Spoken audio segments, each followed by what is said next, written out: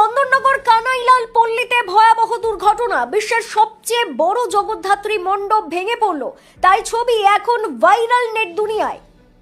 প্রশাসনের মৌখিক ও লিখিত অনুমোদন না মেনে তৈরি করা হয়েছিল বিশাল আকার জগদ্ধাত্রী পূজার মণ্ডপ।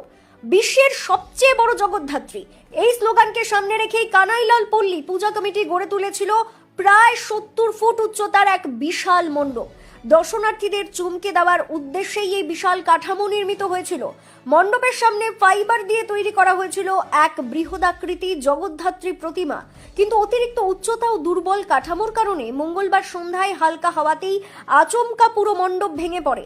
সেই সময় ভেতরে উপস্থিত ছিলেন বহু দর্শনার্থী। দুর্ঘটনায় আহত হন অন্তত 7 জন বলে প্রশাসন সূত্রে জানা গেছে।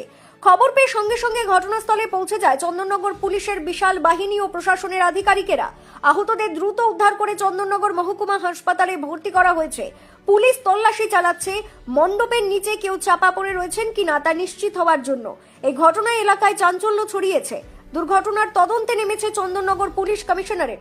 এই ঘটনা ঘিরে সারা চন্দননগর ও মানকুণ্ডু জুড়ে চাঞ্চল্যতা ছড়িয়েছে।